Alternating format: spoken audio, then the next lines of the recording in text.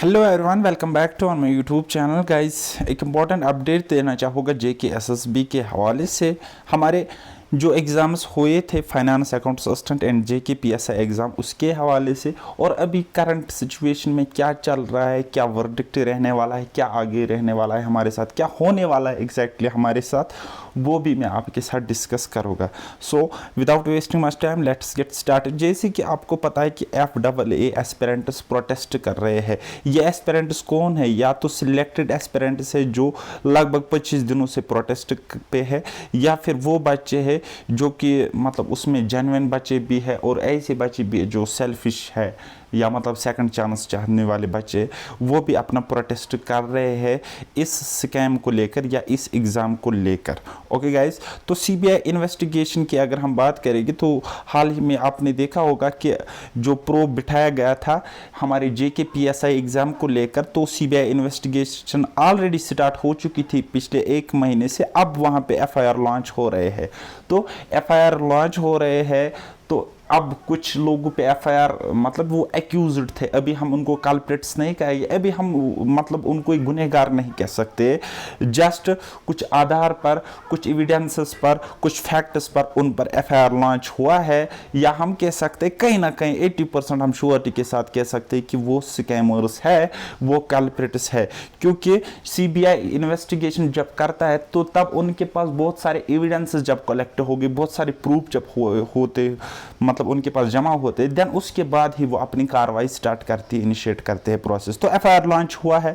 अब एफआईआर में हमारे जेके एसएसबी ऑफिशियल्स फंस रहे हैं, हमारे ऐसे कुछ दोस्त यार भाई जो कि जिन्होंने स्कैम किया था या जिनको हम कहेंगे वो कल्प्रिट्स है, वो वहाँ पे फंस रहे, उनके खिलाफ एफआईआर दर्ज किया गया है। ठीक है, तो finance and JK PSI exam को मैं एक साथ इसलिए रख रहा हूँ because there is a relation, there is internal relationship between these two exams. क्यों? क्योंकि अब देखो सेम रिक्रूटिंग एजेंसी थी, सेम एस्पिरेंट्स थे। ओके, तो सेम महीने में इनका एग्जाम हुआ, सब कुछ लगभग सेम था, सेम इरेगुलरिटीज पाई जा रही है, सब कुछ जो भी हो रहा है वो सेम ही हो रहा है। अब ये वेरी कर सकता है, स्कैम का नंबर वेरी कर सकता है, लेकिन अगर हम स्कैम के दायरे की बात करेंगे तो दोनों पर ही शिकंजा अभी कस रहा है। ओके गाइस, सो अब जेके पीएसआई में स्कैम हुआ है उतना हमें पता है। अब कल्प्रिट्स कौन होंगे वो आने वाले टाइम में पता चल जाएगा, और वर्डिक्ट क्या रहने वाला है वो भी आपको देखने वाली बात होगी, सामने आपके आ जाएगी एक दिन। और री एग्ज़ाम कब होगा वो भी हम आगे बात करेंगे। सो नेक्स्ट अगर हम फाइनेंस अकाउंट्स असिस्टेंट की बात करेंगे, सिर्फ और सिर्फ अगर मैं फाइनेंस अकाउंट्स असिस्टेंट की बात करूँगा तो थोड़ा सा मैं आपको इसका सीन समझाने की कोशिश करूँगा। पहले एग्ज़ाम होता है मार्च के मंथ में, और एग्ज़ाम के बाद एक दिन फिर रिजल्ट आता है। कब आता है मुझे नहीं पता, उतनी मुझे टेंशन है भी नहीं कि मैं एक डेट याद रखूँ। तो एक दिन रिजल्ट आता है और उसी टाइम एलिगेशंस लगते। अब एलिगेशन उस टाइम लगी जिस दिन रिजल्ट आया, न कि जेके पीएसआई रिजल्ट के बाद या जेके पीएसआई स्कैम के बाद। एलिगेशंस पहले से लग रहे थे, लेकिन हाँ एज सच उतना मतलब शोर शराबा नहीं था। एसीबी के पास बच्चे गए हुए हैं, अदर एजेंसीज के पास बच्चे गए हुए हैं, उन्होंने अपनी शिकायत दायर करी, जेके एसएसबी बोर्ड में गए, तो एलिगेशंस पहले से लग रहे थे। देन उसके बाद जब जेके पीएसआई का स्कैम सामने आ गया, सीधा सीधा दिख रहा था कि इसमें बहुत बड़ा घोटाला हुआ है, चोरी हुई है, धांधली हुई है, मास लेवल पे हुआ है। ठीक है, यानी कि स्कैम हुआ, इनजस्टिस हुआ, फ्रॉड हुआ। देन उसके बाद क्या होने लगे? प्रोटेस्ट होने लगा जेके पीएसआई को लेकर, लेकिन साथ में ही फाइनेंस अकाउंट्स असिस्टेंट को लेकर भी प्रोटेस्ट बाद में होने लगे। ठीक है, और ये जो अगर हम प्रोटेस्ट की बात करेंगे तो इसमें जेन्युइन बच्चे भी हो सकते हैं, सेल्फिश बच्चे भी हो सकते हैं। अब मैं ये नहीं कह सकता हूँ कि 100% जेन्युइन है या 100% सेल्फिश है, नॉट एट ऑल। अच्छे लोग भी है, बुरे लोग भी। जेन्युइन लोग वो लोग जो स्कैम की वजह से रह चुके हैं, जिनका 0.5 से रह गया है, या वो लोग जो वाकई में सही में ये जानते हैं कि इसमें स्कैम हुआ है, इस चीज़ को इग्नोर करके कि हमें एक सेकंड चांस मिलेगा। और सेल्फिश लोग भी हो सकते हैं, वो आपको पता है वो लोग कैसे होते हैं, राइट नाउ। उसके बाद क्या हुआ था? 3 मेंबर कमेटी बनाई गई थी, सेम जैसे JKPSI में हुआ था वैसा ही फिर फाइनेंस अकाउंट्स असिस्टेंट में हुआ, 3 मेंबर कमेटी। तो इन्होंने सुनने में आ रहा है कि इन्होंने अपनी रिपोर्ट सबमिट करी है और इरेगुलरिटीज़ पाई गई है फाइनेंस अकाउंट्स असिस्टेंट वाले एग्ज़ाम में भी। ओके गाइज, देन साथ में क्या हो रहा था, साथ में ये हो रहा था कि जो सिलेक्टेड मेरिटोरियस बच्चे थे वो प्रोटेस्ट कर रहे थे अपनी सिलेक्शन लिस्ट को लेकर। वो क्या चाहते हैं कि हमारा सिलेक्शन लिस्ट स्क्रैप ना हो बल्कि हमारा सिलेक्शन लिस्ट निकले और हमें ज्वाइनिंग मिले।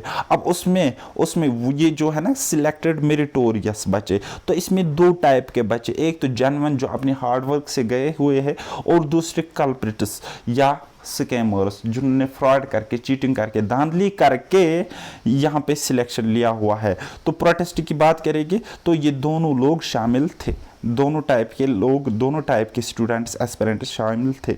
अब यहाँ पे एक सवाल या निशान खड़ा होता है, fight for right, fight for right, कौन अपने हक के लिए लड़ रहा है। गाइज यहाँ पे वो बच्चे जो स्कैम के खिलाफ प्रोटेस्ट कर रहे हैं, दादी के खिलाफ प्रोटेस्ट कर रहे हैं, या फिर वो hard working meritorious genuine aspirants, ये अपने हक की लड़ाई लड़ रहे हैं। मैं नहीं कहूँगा कि इन दोनों में से कोई एक भी गलत है। Okay guys, so possible outcome क्या हो सकता है, पॉसिबल वर्डिक्ट क्या हो सकता है, उस पे अब मैं आपको कुछ यहाँ पे शेयर करना चाहूँगा। पॉसिबल वर्डिक्ट ये है कि सीधा सीधा देयर आर 2 ऑप्शंस, 2 ऑप्शंस है अभी कमेटी के पास। एक नंबर 1 ऑप्शन इस कि ये फाइनेंस अकाउंट्स असिस्टेंट एग्जाम को भी स्क्रैप करे, और दूसरा ये क्या करे, ये इसको फिल्टर आउट करे या क्लीन चिट दे, बोले कि इसमें कोई धांधली नहीं हुई हो और इसका सिलेक्शन लिस्ट आउट हो जाए। अब मैं थोड़ा सा अपना दिमाग लगा कि आपको एक प्रेडिक्शन दे सकता हूं, ये एक पॉसिबिलिटी है, बट आप बाद में ब्लेम नहीं करना, सर आपने ऐसा कहा था फिर एग्जैक्टली ऐसा हुआ, या सर आपने ऐसा नहीं कहा था या आपने ऐसा कहा था फिर नहीं हुआ। ये जस्ट मेरी एक क्या है, एक प्रेडिक्शन आप समझ सकते हो। आपको सुननी है तो सुन लो, नहीं सुननी है तो मत सुनो, ठीक है गाइस। तो जैसे कि आपको पता है फाइनेंस अकाउंट्स असिस्टेंट एग्जाम और JKPSI एग्जाम थोड़े से मतलब एक ही महीने में हुए थे, हम कह सकते हैं पैरेलल चल रहा था इनका प्रोसेस पैरेलली चल रहा था, ठीक है। जब JKPSI में कमेटी बिठाई गई तो वहां पे सामने आ गई इरेगुलरिटीज, तो same happened with finance accounts assistant exam, यहां पर भी इरेगुलरिटीज पाई गई। ओके गाइस, तो अब जब JKPSI में इरेगुलरिटीज पाई गई, क्योंकि वहां पे एलिगेशन था पेपर लीकेज का, और जब मसला होगा पेपर लीकेज का, समझने की बात है, थोड़ा सा कॉमन सेंस भी यूज किया करो। जब पेपर लीकेज का मसला होता है तब दुनिया की कोई ताकत नहीं बता सकती कि एक आदमी के पास पेपर था तो उसने कितने लोगों के साथ शेयर किया होगा, या अगर उसने सपोज 4 लोगों के साथ शेयर किया होगा तो वो कहां तक पहुंच गया होगा। तो इसलिए फिल्टर आउट करना is next to impossible. That is why यहां पे सेटअप लिया गया कि इस एग्जाम को स्क्रैप कर दिया जाए और फर्दर इसकी इन्वेस्टिगेशन कर दी जाए, जो कल्प्रिट्स है, जो गुनहगार लोग हैं, उनको सामने लाया जाए और उनको पुनिश किया जाए। ओके, तो ये था गाइस प्रोसेस। अब बोलोगे सर क्या फिल्टर आउट पॉसिबल नहीं है? बिल्कुल नहीं है, ठीक है। CBI खुद कहता है, CBI ना आज तक 1000 बार 1000 टाइम्स 100 टाइम्स खुद सुप्रीम कोर्ट को कहा है कि हम फिल्टर आउट नहीं कर सकते, ऐसे इश्यूज को हम फिल्टर आउट नहीं कर सकते हैं, ठीक है। फिल्ट्रेशन पॉसिबल होती है लेकिन किन केसेस में, जहां पे CBT एग्जाम हो, जहां पे कंप्यूटर्स को हैक करके चीटिंग की जाती है, वहां पे ये इजीली कल्प्रिट्स को सामने लाते हैं, वहां पे उनको पकड़ा जाता है, या अदर केसेस होते हैं। लेकिन जहां पे पेपर लीकेज का मसला होता है वहां पे फिल्ट्रेशन का कोई सवाल ही पैदा नहीं होता है गाइस। ओके, सो अब यहां पे सवाल इनके पास खड़ा होता है, थोड़ा सा समझने की कोशिश करेंगे। क्या था हमारे पास JKPSI एग्जाम जिसको कि स्क्रैप कर दिया गया, और अब रहता है फाइनेंस अकाउंट्स असिस्टेंट एग्जाम। अब अगर सेम इरेगुलरिटीज पाई गई सेम इरेगुलरिटीज अगर पाई गई फाइनेंस अकाउंट्स असिस्टेंट के एग्जाम में, तो इसका ट्रीटमेंट भी सेम रहना चाहिए, ट्रीटमेंट भी सेम रहना चाहिए। अब हालांकि प्रोटेस्ट हो रही है, ये एक पॉलिटिकल इशू बन चुका है फाइनेंस अकाउंट्स असिस्टेंट एग्जाम, तो कहीं ना कहीं एडमिनिस्ट्रेशन पर भी थोड़ा सा दबाव आ चुका है, तो मेरे ख्याल से फाइनेंस अकाउंट्स असिस्टेंट का एग्जाम अब स्क्रैप नहीं होगा, ये स्क्रैप नहीं हो सकता, ठीक है। हालांकि इरेगुलरिटीज एज इट पाई गई वैसी जैसी JKPSI एग्जाम में थी, ठीक है, जैसे कि bank transactions, paper leakage, communication, बाकी सारी चीजें पाई गई है इस एग्जाम में भी, फाइनेंस अकाउंट्स असिस्टेंट एग्जाम में भी। और जो बच्चे जिन्होंने एलिगेशंस लगाए उन्होंने सबसे पहले तो केस इसी पे किया था फाइनेंस अकाउंट्स असिस्टेंट एग्जाम को लेकर, लेकिन अब जबकि JKPSI को स्क्रैप कर दिया गया, तो सेम ट्रीटमेंट डिजर्व कर रहा है, हम कह सकते हैं कि फाइनेंस अकाउंट्स असिस्टेंट एग्जाम, ठीक है।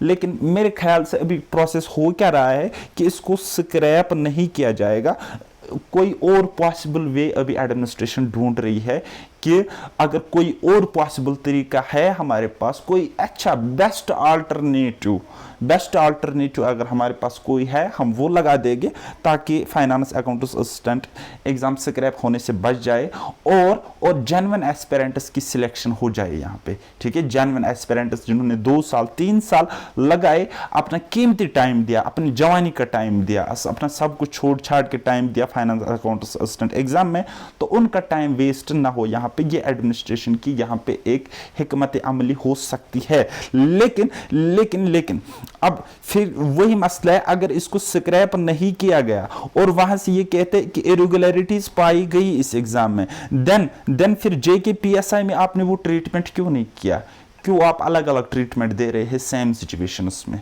ठीक है। तो इसलिए इसमें इसका वर्डिक्ट आने में थोड़ा सा टाइम लग रहा है, लेकिन जहां तक मेरे गेस पावर का सवाल है, तो 50-50 चांसेस है, स्क्रैप भी हो सकता है और इसका सिलेक्शन लिस्ट भी आ सकता है। लेकिन एक बात तो कन्फर्म है, एक बात 100% कन्फर्म है, वो ये कि टाइम वेस्ट होगा, अच्छे खासे एस्पिरेंट्स का टाइम वेस्ट होने जा रहा है इस प्रोसेस में। ओके गाइस, नाउ नेक्स्ट, तो अगर यहाँ पे टाइम वेस्ट हो रहा है और सबसे ज्यादा नुकसान यहाँ पे हार्ड वर्किंग एस्पिरेंट्स को हो रहा है, चाहे वो सिलेक्टेड है या चाहे वो नॉन सिलेक्टेड है, उनका मेंटली हरासमेंट हो रहा है यहाँ पे। और मैं इस चीज को बेटर अंडरस्टैंड कर सकता हूँ कि मेरे साथ पास्ट में बहुत ज्यादा ये एक्सपीरियंस हो चुका है ऑलरेडी। ओके गाइस, तो अब आप अगर इस मसले में फंसे हुए हो, आप डिप्रेशन से जूझ रहे हो, आप एंजाइटी का शिकार हो रहे हो, आपकी नींदें उड़ गई है, आपका सुकून उड़ गया है, आपका ब्रेकअप हो चुका, आपकी शादी रुक चुकी है, तो अब आप डिप्रेशन में गए होंगे, आप टेंशन में होंगे कि हम क्या करें तो करें क्या। तो गाइज एक मशवरा सुन लो, एक मशवरा, सिर्फ एक मशवरा है, बाकी आपकी अपनी मर्जी, ठीक है गाइज। आपके पास अगर जॉब के अलावा कोई अच्छा बेस्ट अल्टरनेटिव ऑप्शन है, तो आप उसको पिक करो, चूज करो और आगे बढ़ो, ठीक है। जॉब के पीछे मत रखो या खुद को जॉब पे डिपेंडेंट मत रखो अभी तक, ठीक है। अभी आप खुद को जॉब पे डिपेंड मत ही रखो तो अच्छा है। ओके गाइस, तो जब जॉब्स निकलती है तो पढ़ो, जब एग्जाम आता है तो पढ़ो, कोई मसला नहीं है। और अगर आप हार्ड वर्किंग एस्पिरेंट हो तो मैं समझ सकता हूं कि आपकी preparation up to the mark होगी। ओके गाइस, तो अभी कुछ एग्जाम्स आ रहे हैं तो उनके लिए आप पढ़ सकते हो। मैंने ऑलरेडी VLW का स्टार्ट किया हुआ मैथ्स एंड रीजनिंग, आप मेरी एप्लीकेशन में जाके वहां पे एनरोल कर सकते हो, ठीक है। बाकी डिटेल्स आपको चाहे तो वीडियो मेरी यूट्यूब चैनल के प्लेलिस्ट्स में जाओगे, वहां पे देखोगे, आपको कंटेंट अच्छा लगता है तो समझ सकते हो। बाकी मैं आपको कहूँगा, अगर आपके पास दिन में 10 घंटे फ्री टाइम है, ठीक है, आप अभी एग्जाम का कुछ अता पता नहीं है, तो 4 से 5 घंटे आप दे सकते हो अपनी स्टडी पे, बाकी आप कुछ और कर लो। तो ये मेरी तरफ से एक टिप है, एक बेस्ट सजेशन है। बाकी आप पे जो सूट करता है आपके अकॉर्डिंग आप वही कर लो। ओके गाइज, तो बाकी मैं किसी को न यहाँ पे डिफेम करूँगा, न मैं किसी पे एलिगेशंस लगाऊंगा, लेकिन अगर मैं आपको कहूँगा कि व्हाट वी शुड डू, हमें क्या करना चाहिए, जेन्युइन हार्ड वर्किंग एस्पिरेंट्स की बात करूँगा, तो हमें अभी सच्चाई का साथ देना चाहिए, क्योंकि ये सिर्फ एग्जाम, सिर्फ FAA एग्जाम की बात नहीं है, हमारी फ्यूचर की बात है, हम आगे क्या करेंगे? हमारे साथ हमेशा जुल्म होता आ रहा है, हमेशा जुल्म होगा और आगे भी होगा। ऐसा नहीं है कि आगे चीटिंग नहीं होगी, मास कॉपी नहीं होगी या पेपर लीकेज नहीं होगी, नहीं भाई, बिल्कुल होगा। लेकिन अगर आपके पास अभी चॉइस है, अगर आपको अभी मौका मिल रहा है कि आप इनजस्टिस के खिलाफ फाइट करो, आप इनजस्टिस के खिलाफ उठो, ठीक है, तो आपको सच्चाई का साथ देना चाहिए। इस चीज़ को दिमाग से निकाल के कि आपके सिलेक्शन हो रहा है कि नहीं हो रहा है, ठीक है। तो क्या फ़ायदा है, हैं? क्या फ़ायदा? आप ऐसे सिलेक्ट, आप मतलब आपको पता है, जैसे कि मेरा सिलेक्शन हुआ था जेके पीएसआई एग्ज़ाम में, मेरा उसमें सिलेक्शन शॉर्ट सिलेक्शन हुआ था, क्योंकि मैं नहीं समझ सकता हूँ कि फिजिकल मेरे लिए कोई बड़ी डील है। ओके, तो मैं अगर मेरिट में आ गया तो दैट मीन्स मेरा सिलेक्शन 100% डन था लगभग, खुदा की मदद से। तो लेकिन मैंने कहा कि इसमें स्कैम हुआ है, मैंने आवाज़ उठाई, ठीक है, मैंने 100% स्क्रैप को सपोर्ट किया, बोला कि इसमें स्कैम है, इन्वेस्टिगेशन होनी चाहिए और कल्प्रिट्स को फांसी मिलनी चाहिए। तो क्यों किया? क्योंकि चलो मैं जॉब लेता, मैं अपनी सैलरी भी लेता, मेरी फैमिली भी होती, सब कुछ होती, लेकिन कभी ना कभी मेरे दिमाग में ज़रूर आता कि मैंने तब अपनी जॉब के लिए झूठ का साथ दिया, मैंने सच्चाई को छोड़ दिया, तब क्या फ़ायदा है? तो गाइस, रिज़्क देने वाला अल्लाह ताला है, ऊपर है भगवान है, जो भी आप मानते हो उसके हाथ में सब कुछ है। आपको क्या करना है? बस सच्चाई का साथ दो। तो यही मैं एक रिक्वेस्ट करना चाहूँगा सारे बच्चों को, ठीक है, आपने कुर्बानी दी है, आपने सैक्रिफाइस दिया है, थोड़ा सा और दे दो और यहाँ पे फाइट करो अपने राइट के लिए, या फिर आप फाइट करो इनजस्टिस के खिलाफ। ओके, सो ये था गाइस इंपॉर्टेंट अपडेट। बाकी आप देख सकते हो कि जो JKPSI में FIR लग रहे हैं वो कहीं ना कहीं फाइनेंस अकाउंट्स असिस्टेंट एग्ज़ाम के साथ जुड़े हुए हैं, उनका नाता है, उनका रिश्ता है, बहुत बड़ा रिलेशन हम देख सकते हैं फाइनेंस अकाउंट्स असिस्टेंट एग्ज़ाम को JKPSI एग्ज़ाम के साथ। सो अब मिलते हैं नेक्स्ट किसी वीडियो में, तब तक के लिए बाय बाय, टेक केयर, अल्लाह हाफिज़ और मेहनत करते रहिए।